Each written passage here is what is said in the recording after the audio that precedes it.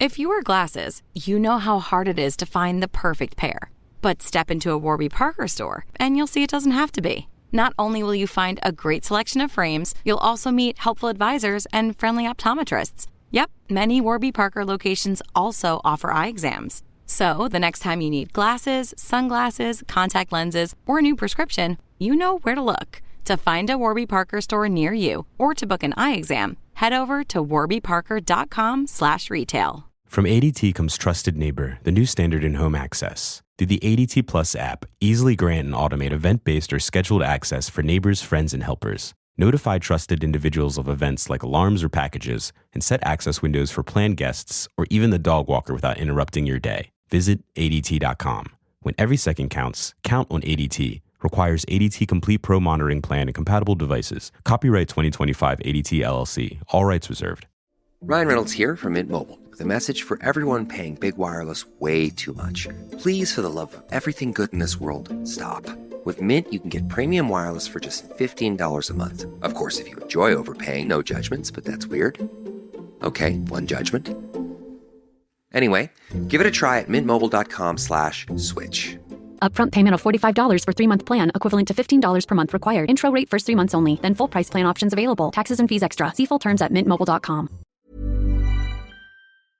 Picture this. You're in the garage, hands covered in grease, just finished up tuning your engine with a part you found on eBay. And you realize, you know what? I could also use new brakes. So where do you go next? Back to eBay. And you've got eBay Guaranteed Fit. You order a part, and if it doesn't fit, send it back. Simple as that. So when you dive into your next car project, start with eBay. All the parts you need at prices you'll love. Guaranteed to fit every time. eBay. Things people love. This is the Daily Tech News for Friday, March 14th, 2025, Pi Day. We tell you what you need to know, follow up on context of stories, and just do our best to help each other understand all this crazy stuff. Today, Andy Beach lets us know there is interesting tech talk at South by Southwest in Austin, and we read your emails. I'm Tom Merritt. I'm Huyen Dao. Let's start with what you need to know with the big story. End-to-end encryption for RCS. Woo! Yay! The GSM Association announced it has added end-to-end encryption on the messaging layer security protocol of the RCS standard, which lets different platforms easily enable it. Translation: that thing that lets Android and iOS users send text messages with pictures better will now be more secure. End-to-end encryption means messages can only be seen at the endpoints, the users of the phone, not by cell phone companies, message app makers, etc. The GSM sets these standards and started working on this in September, specifically for use between Android and iOS. Apple and Google both support end-to-end encryption in their respective apps, but the RCS standard didn't make it easy to support it between platforms. And of course, the messaging apps themselves will now have to implement the standard to support it. To that end, Apple spokesperson Shane Bauer told 9to5Mac, "We will add support for end-to-end encrypted RCS messages to iOS, iPadOS, macOS, and watchOS in future software updates." As for Google, Ed Fernandez told The Verge, "We're excited to have this updated specification from GSM and work as quickly as possible with the mobile ecosystem to implement and extend this important user protection to cross-platform RCS messaging." Now, you'll notice neither of them said when they would do that, but the standard was just released today, so let's give them a minute. Hopefully it'll come in the next couple of months. But when a truly joyous day for blue and green bubbles alike, eh? It is. One less thing, one less excuse not to have, for us all to have nice things for us. I do like the difference in messaging between the two with, a firm commitment, from Shane Bauer, but then, Google saying that they're excited. Yay. After all the millions of dollars we spent on ads, letting you know that RCS is a thing and, referencing all kinds of pop culture things. Yes. End-to-end encryption coming. Although I have to admit, I'm not really much, I don't know much about standards and how they're written and why they're written. And I suppose maybe it's not unfair. Maybe it's an unfair question, but why wasn't this in the standard to begin with? Is that a standard writing thing where we kind of start with the basics and then clump on? Is end-to-end really harder good question. than we think? Yeah. Yeah, but there is support in RCS for end-to-end encryption. It was the cross-platform implementation thing that was was the tweak. So I don't know the answer to that either. Maybe somebody out there in the audience does. feedback@dailytechnewsshow.com. I would suspect it was a, let's get the standard out the door sort of thing. Although RCS has been around for a while, right? Yes. So I don't know. Yeah, I don't know either. I just wonder whether it's something that, and I know that people are really care a lot about end-to-end encryption, which wasn't always the case. Maybe most of us didn't know what end-to-end encryption necessarily was or how it worked. I don't know, throw a number out, 10 something years ago. But it does feel like recently people do really care a lot. So I don't know, maybe that's just a muscle that we're all flexing now to worry about end-to-end encryption. Because I think that was like one of the primary detractions, I guess, or just kind of sticking points when RCS first came out. That it still isn't end-to-end encrypted, so why would I use it? I'm just going to stick my blue bubble friends. So I'm just curious. I'm not trying to like poo-poo that we have it. No. It's a fair point, because I think a lot of people are like, well, I use WhatsApp anyway, which is end-to-end encrypted, or I use KakaoTalk or Line or WeChat or whatever it is. So RCS isn't as good as them anyway, and it doesn't even have end-to-end encryption. Was something I definitely heard from people too. And I don't know that this is going to cause a firestorm of use. People like, that's it, I'm abandoning my messaging app for it. But, here in the backwaters of the United States, where we all still use SMS, it's a good thing to have. And it's just a good thing to have in the standard too, right? 100%. Because you will use RCS for things. Even if you rely on messaging apps, occasionally you're going to use that built-in text messaging app from your carrier. And it's a nice to have that sense of reliability that you don't have to wonder like, oh wait, should I say that in the off chance that it were to be overheard by somebody? Now you can rest assured that everything's encrypted. Absolutely. Happy days. Happy days. I did finally see for the first time the RCS, like I could see the little confirmations that showed me that my RCS message did reach my iPhone using friend. And so in the near future, hopefully I will be assured that anything else I send him will be end-to-end encrypted. So I'll watch what I say for now. But nice. in a little bit, party's on, dude. Party's on. It still doesn't solve everything. No. Obviously, there's not support for everything. And the reason I say that is I just remembered texting someone from my iPhone. They had Android, and I just gave a thumbs up, right? And that doesn't translate yet in RCS. It says the person. Oh, actually, thumbs up now works. So this must have been before RCS implementation. But I know not everything works. And what happened was they said, I don't speak Korean. And I'm like, what are you talking about? I sent a thumbs up. And then I noticed I had my Korean keyboard up. So when it sent the message of like, the person has sent a thumbs up, it sent it in Korean. No way. Yeah. Oh. So it was still doing that. Okay. This must have been before RCS implementation. But yeah. Anyway, well, maybe it'll solve that too. That is really funny. Well, DTS is made possible by you, the listener, thanks to High Tech Okie, Chris Zaragoza, Jim Hart, and Clint Williams. Yay! Everyone's talking about AI these days, right? It's changing how we work, how we learn, and how we interact with the world at a tremendous pace. It's a gold rush at the frontier, but if we're not careful, we might end up in a heap of trouble. Red Hat's podcast, This Season on Compiler, is diving deep into how AI is reshaping the world we live in. From the ethics of automation to the code behind machine learning, it's breaking down the requirements, capabilities, and implications of using AI. Check out the new season of Compiler, an original podcast from Red Hat. Subscribe now wherever you get your podcasts. Picture this.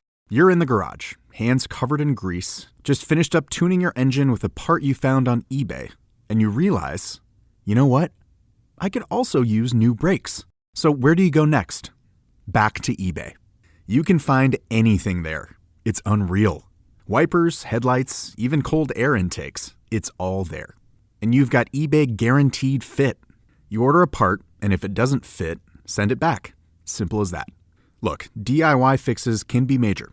Doesn't matter if it's just maintenance or a major mod. You got it, especially when things are guaranteed to fit. So when you dive into your next car project, start with eBay. all the parts you need at prices you'll love. Guaranteed to fit every time. eBay. Things people love. Ryan Reynolds here from Mint Mobile with a message for everyone paying big wireless way too much. Please, for the love of everything good in this world, stop. With Mint, you can get premium wireless for just $15 a month. Of course, if you enjoy overpaying, no judgments, but that's weird. Okay, one judgment. Anyway, give it a try at mintmobile.com/switch. Upfront payment of $45 for 3-month plan, equivalent to $15 per month required. Intro rate first 3 months only, then full price plan options available. Taxes and fees extra. See full terms at mintmobile.com. It took a lifetime to find the person you want to marry. Finding the perfect engagement ring is a lot easier. At BlueNile.com, you can find or design the ring you've always dreamed of with help from Blue Nile's jewelry experts who are on hand 24/7 to answer questions, and the ease and convenience of shopping online. For a limited time, get $50 off your purchase of $500 or more with code LISTEN at BlueNile.com. That's $50 off with code LISTEN at BlueNile.com. If you wear glasses, you know how hard it is to find the perfect pair. But step into a Warby Parker store, and you'll see it doesn't have to be. Not only will you find a great selection of frames, you'll also meet helpful advisors and friendly optometrists. Yep, many Warby Parker locations also offer eye exams. So the next time you need glasses, sunglasses, contact lenses, or a new prescription, you know where to look. To find a Warby Parker store near you or to book an eye exam, head over to warbyparker.com/retail. There's more we need to know today. Let's get to the briefs. Well, Google announced Thursday that Gemini will get an experimental capability to customize its responses based on what Google knows about you.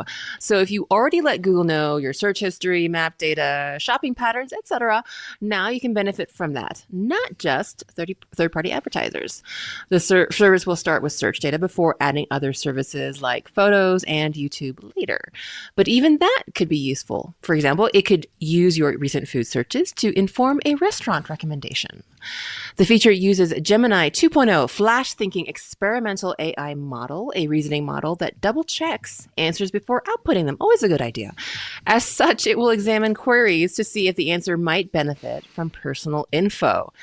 Now, this feature is opt-in and only available to people 18 or older. The model will show what data sources it used and always display a link you can use to turn off access. It's available in the model drop-down menu on the web and will slowly roll out to mobile users. It supports 40 languages in the majority of Gemini's countries, but not the European Economic Area, which is the UK plus Liechtenstein, Iceland, and Norway, Switzerland, or the UK. And as an alternative, the latest version of OpenAI's ChatGPT beta can be selected as a default option for Assistant in Android. I love this, and I know there are people wanting to find a privacy violation here, but I would remind everyone that this is data they already have. So if there is a privacy violation, it was already happening. They are just giving it to Gemini. Now, I guess the worry would be like, well, what if they use that as training data because you put it in Gemini and then it accessed it?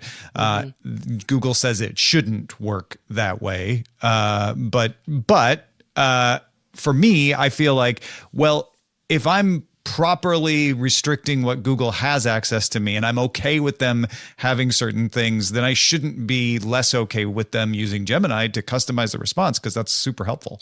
Mm-hmm, absolutely. And this is not unlike things that I feel like this reminds me of some features that we missed from back in the day, like at a glance and things like that, where Google would kind of proactively look at some of your things. For example, just easy things like your calendar, and then just show you information that could be useful to you, like cards or the typical, oh, you need to leave by so-and-so time because, you know, you're going here at this time. It'll take this much time. So taking all the Gen AI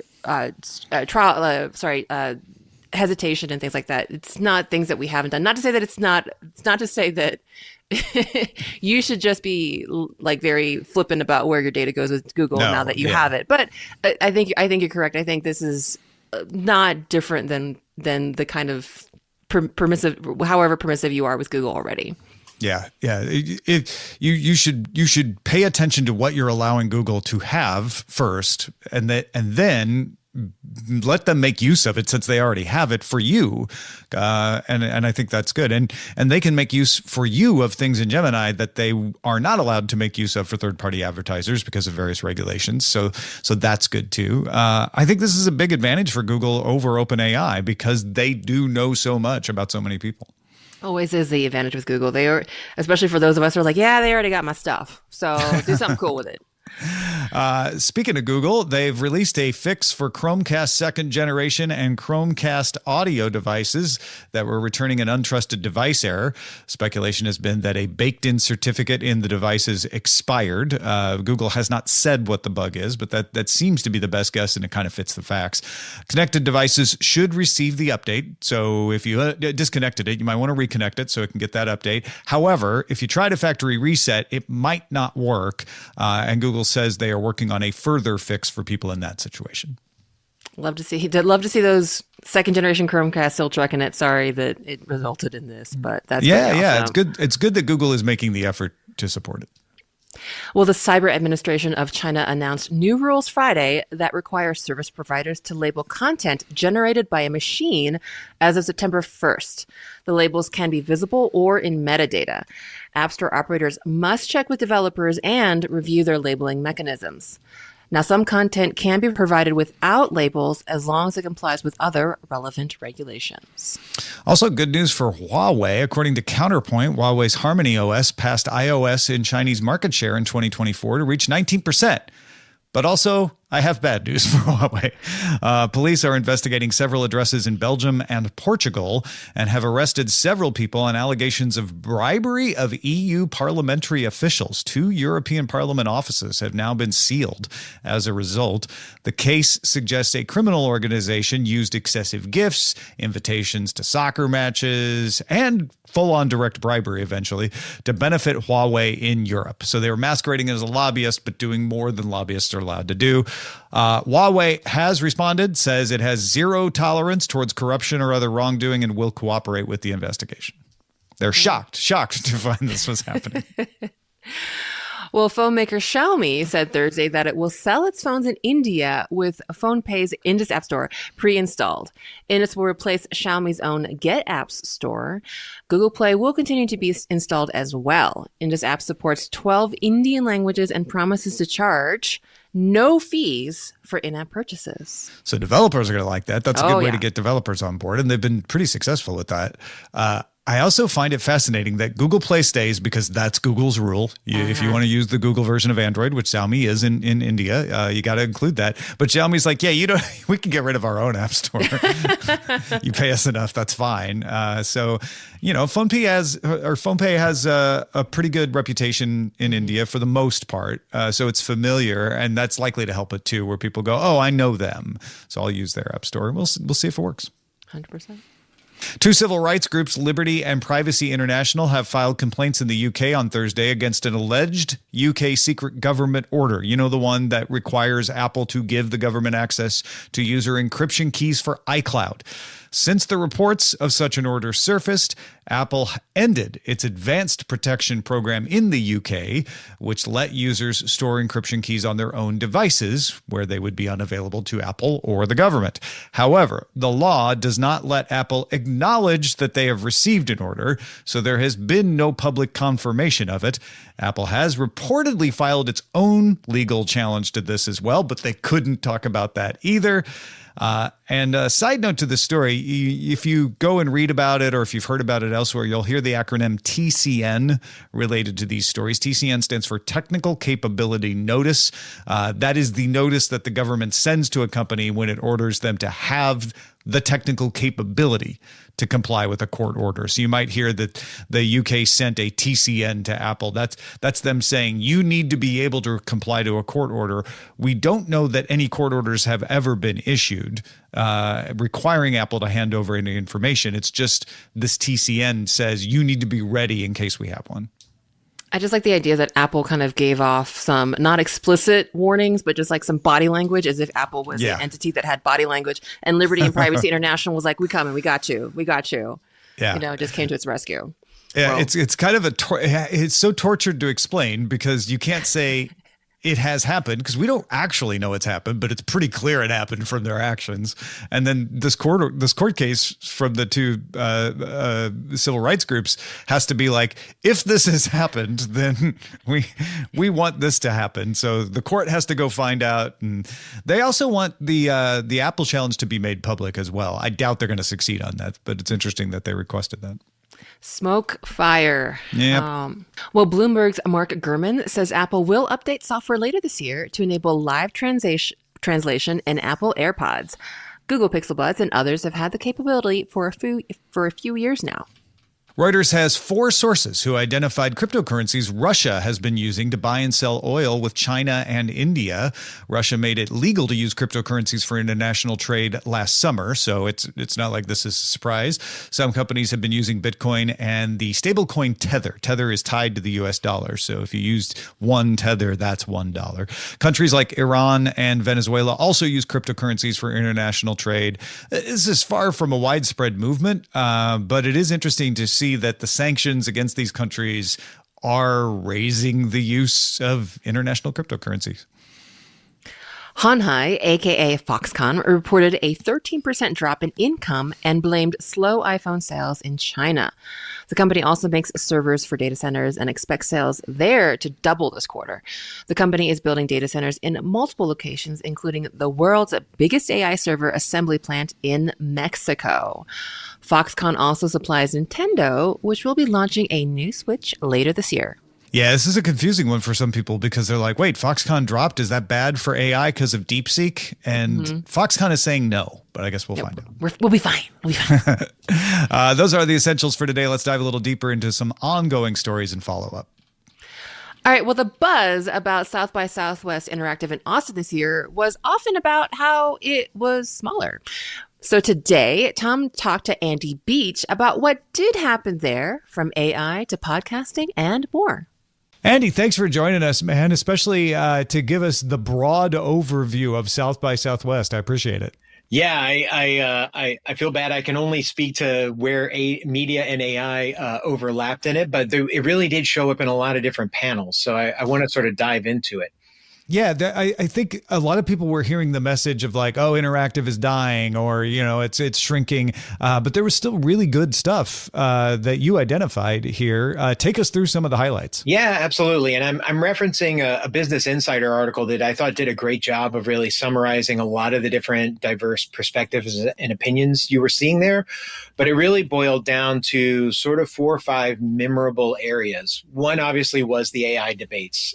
There were multiple different panels, both for film and TV production, that talked about sort of their anxiety around where AI lives. And a lot of it was around intellectual property and what they're getting into when they submit their content to a model. Also, what are the implications of, that potentially being part of the training data? There's a lot of fear around how big tech will continue to dominate the creative role or the creative autonomy that's there. And they want to make sure that isn't missed. They also, of course, were talking about actor compensation when it comes to the studio system and how the business behind this works. So less about the AI and more about that. Everybody, by and large, though, was bullish on the notion that we are going to be seeing more AI adoption, but we're probably not seeing like a completely AI-generated film anytime soon. It's going to be something where the AI is in that assistant role, helping create in a variety of places in the workflow. Yeah, so more information around the trends that we've been seeing in these kinds of debates, it sounds like. Yeah. There was also a lot about content, about the kinds of content that are becoming popular. Yeah, and this was an interesting one that came up in 2 different panels about the rise of sort of conservative-friendly entertainment. And you kind of think maybe this has to do with the recent Trump election in the U.S. Sure. And they did call out Amazon that has greenlit both a Trump-related show and a documentary about Melania. But there also was a general feeling that in the world of politics has generally been more conservative in the last 2 years of elections. And that has globally led to there being more conservative content that is being generally made to that market. So was the South by Southwest crowd What was their attitude towards that that increase in content? It was interesting. I think what it made them realize is that there is a acknowledge that it's there and that it exists, and have more thoughts around what the impact of social messaging and political messaging in your content is. Are you driving away an audience? Are you bringing in an audience as part of that? And that tended to be the tenor of the conversation. There was also a lot of talk about the continuing change to the landscape of the industry.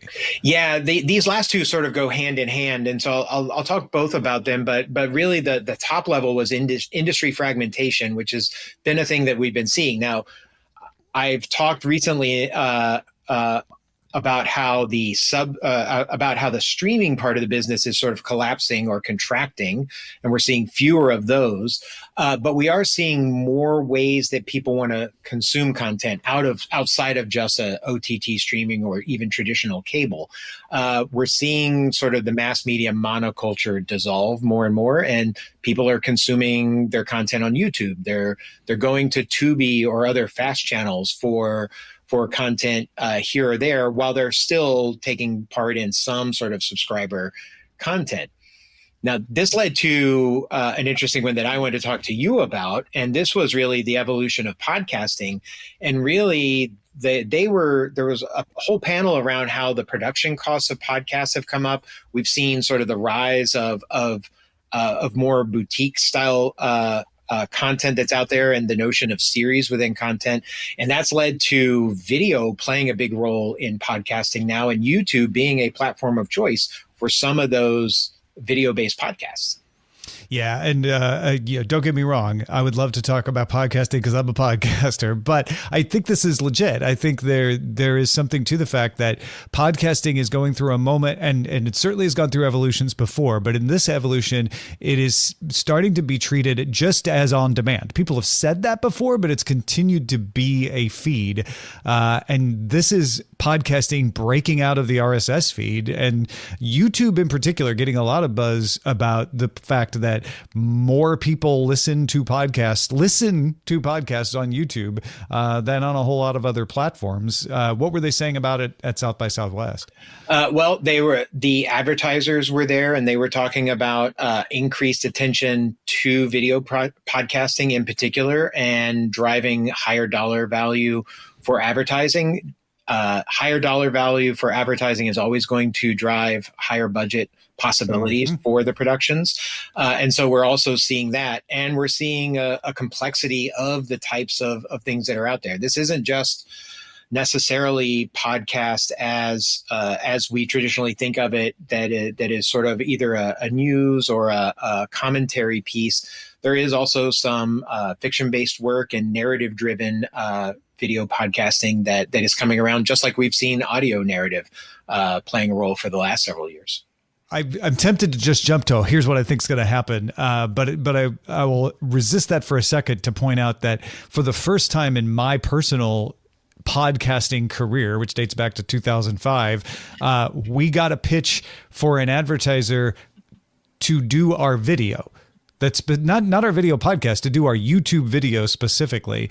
And to me, that's a huge sea change, where people are just seeing you as a show now and saying, oh, well, we would like to advertise in this part of your distribution platform. What I think is interesting, and they did touch a little, while YouTube was most of the conversation, they talked about Spotify and Apple also stepping up more into the video space. And I think it would be fascinating to have a point in time where you sit down with your Apple TV and you've got your sort of what's next, and your what's next might be a Severance or a show on Paramount, or it might be the latest podcast. Like it just becomes part of that like nighttime entertainment that we think of.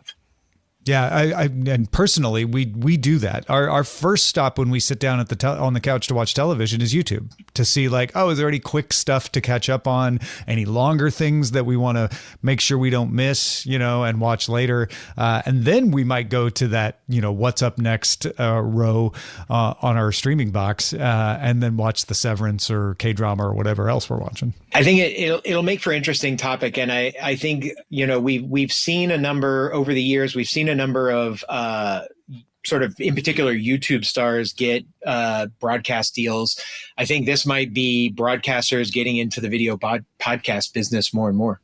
Yeah, I'm seeing more headlines covering stories about podcasts being turned into other things, whether they're Apple TV shows or just YouTube shows or vice versa. It's interesting to see how this is all melding. And I think it's going to shake out the way it always shakes out, which is radio and television, right? Some things are best on video, some things are best on audio. So Andy writes about this on his Substack. If you're interested in his analysis, you can get more of it. Where should they go? I'm over at abeach.substack.com. That's abeach.substack.com. Thanks, Andy. Thank you. What do you want to hear us talk about on the show? One way to let us know is our subreddit. You can submit stories on there. You can vote on the stories on there. We pay attention to it every day. Go check it out. Reddit.com/r/Daily Tech News Show. Picture this. You're in the garage, hands covered in grease, just finished up tuning your engine with a part you found on eBay. And you realize, you know what? I could also use new brakes. So where do you go next? Back to eBay. You can find anything there. It's unreal. Wipers, headlights, even cold air intakes. It's all there. And you've got eBay Guaranteed Fit. You order a part, and if it doesn't fit, send it back. Simple as that. Look, DIY fixes can be major. Doesn't matter if it's just maintenance or a major mod. You got it, especially when things are guaranteed to fit. So when you dive into your next car project, start with eBay. All the parts you need at prices you'll love. Guaranteed to fit every time. eBay. Things people love. To make switching to the new Boost Mobile risk-free, we're offering a 30-day money-back guarantee. So why wouldn't you switch from Verizon or T-Mobile? Because you have nothing to lose. Boost Mobile is offering a 30-day money-back guarantee. No, I asked why wouldn't you switch from Verizon or T-Mobile? Oh. Wouldn't. Because you love wasting money as a way to punish yourself because your mother never showed you enough love as a child? Whoa. Easy there. Yeah. Applies to online activations. Requires port in and auto pay. Customers activating in stores may be charged non-refundable activation fees. We end every episode of DTNS with some shared wisdom. Today, Tony helps us understand Pokemon Go. Yeah, he says, I've been playing Pokemon Go since the game came out, and the game itself has grown in features and Pokemons in the game. The game has gone from more free-to-play to pay-to-play the past few years, especially after COVID-19 with the lockdown, and people were not gathering in public to play. I personally have been playing the game when I travel to different countries to collect these postcards from Pokestops around the world. I got a free Fendi hoodie for my character in-game when I was traveling in London and stopped by the Pokestop at the first Harrods department store.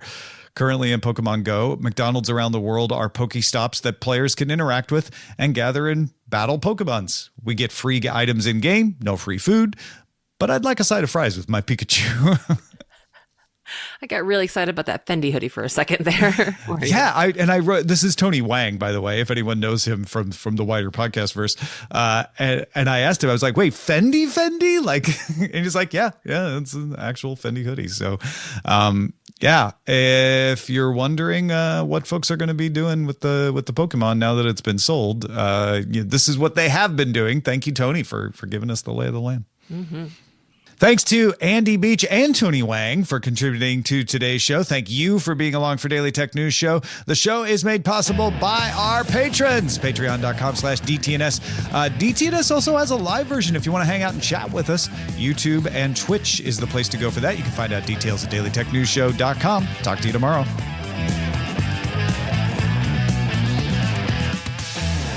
This week's episodes of Daily Tech News Show Briefing were created by the following people. Host, producer, and writer Tom Merritt. Host and writer Jason Howell. Co-host Rob Dunwood. Co-host Jen Cutter. Co-host Wentway Dow. Co-host Shannon Morse. Producer Anthony Lemos. Producer Roger Chang. Editor Hammond Chamberlain. Editor Victor Bognot. Science correspondent Dr. Nikki Ackermans. Social media producer and moderator Zoe Detterding. Our mods, Beatmaster, W. Scottus1, BioCow, Captain Kipper, Steve Guadarrama, Paul Reese, Davis, Matthew J. Stevens, a.k.a. Gadget Virtuoso, and J.D. Galloway. Mod and video hosting by Dan Christensen. Music provided by Martin Bell and Dan Luters. Art by Len Peralta. Acast ad support from Tatiana Matias. Patreon support from Tom McNeil. Our guests this week were Andy Beach, Bodie Grimm, and Brian Ibbett. And thanks to all the patrons who make the show possible.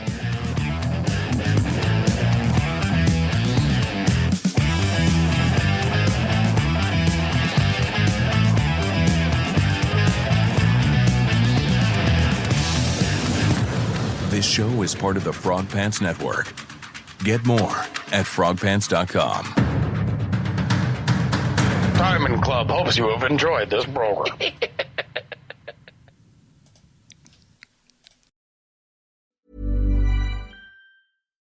Hi, it's Eugenio Derbez. Did you know that with Boost Mobile, you can cut your phone bill in half this tax season? Yes, half. Buy 6 months of service and get 6 months free. That's a full year of service paying half. That sounds good, doesn't it? And all on the Boost network with 99% nationwide coverage. Don't wait. Visit your Boost store today. Requires upfront payment, taxes, and fees extra. Terms and exclusions apply. Visit boostmobile.com for full terms. Hey there, buddy. Did you know that the entire world of software is changing with unbelievable speed because of AI? Artificial intelligence? I heard it was evil. Maybe so, but it's also making it possible to do and build things that could never be done before. I wish there was some kind of podcast that would help me make sense of it all. Well, I have great news. I'm Rich Ciotti. And I'm Paul Ford. We are software industry veterans, and we're blown away by the potential of AI. Check out Reckless, the weekly podcast about how AI is changing everything about the global software industry. Reckless.